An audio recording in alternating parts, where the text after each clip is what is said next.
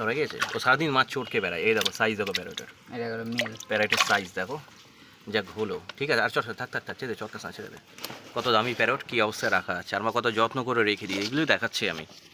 এরপরে চলে যাচ্ছি এইখানে ফিডিংয়ের জন্য প্রচুর পরিমাণে সুবাঙ্গিং আছে এখানে, দেখা যাচ্ছে কি জানি না, তারপরে ছাটা পড়ছে, চলে আসবে হাতের কাছে চলে আসে ভাই, সব পোষ মারানো। ওই দেখো চলে এসছে প্রচুর পরিমাণে এখানে সোবাঙ্গি রাখা আছে। ওই একটা কার্প আছে ওই দিকে দেখা যাচ্ছে, বড় এটা পুরনো কার্প। আর বাড়ির ব্রিডিং এর আছে একটা গোল, বাড়ি ব্রিডিং একটা গোল পিসও রয়েছে নাকি? আচ্ছা বাড়ির ব্রিডিং এর এটা। আচ্ছা, এরপরে দেখাচ্ছি আমি কিছু, আবার এইদিকে যাচ্ছি। আর এদিকে আছে বাড়ির ব্রিডের লবস্টার। হ্যাঁ, ব্রিডিংয়ের লবস্টার, বাড়িতে ব্রিড করে লবস্টার প্রায় 50-60টা বাচ্চা হয়েছিল। আচ্ছা, এইখানে রয়েছে বেলুন মলির বাচ্চা চ্যাংকা চুংকারা।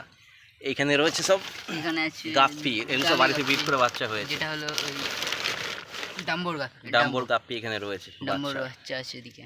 আচ্ছা, এরপরের স্টেপে এখানে কি আছে ভাই? এখানে আছে মলি আছে কিছু, হ্যাঁ হ্যাঁ ল্যাকটেল মলি আছে, হ্যাঁ। আর ল্যাকটেল ফিমেল আছে, মেল আছে, আর দুটো বেলুন আছে আপাতত। আচ্ছা, আরও কিছু বাচ্চা তোলানো আছে বাড়ির। আচ্ছা আচ্ছা, এখানে এখানে অনেক মাত্রায় মলি পদ্ম গাছ আছে। তো লাগিয়েছে এখানে প্রচুর পরিমাণে। দাস আর জি ছেড়ে দে, পদ্ম গাছ তো লাগিয়েছে এখানে প্রচুর পরিমাণে, মানে মলিদা বাচ্চা দিয়েছে। এগুলো কিন্তু কিনে নি একটা ভাই, ওই দুটো একটা কিনে নিয়ে এসছে, এক গাদা বাচ্চা দিয়েছে। সব এইখানকার এখানে ওর মাদাররা আছে, এখানে বাচ্চাদের ভরিয়ে রেখেছে।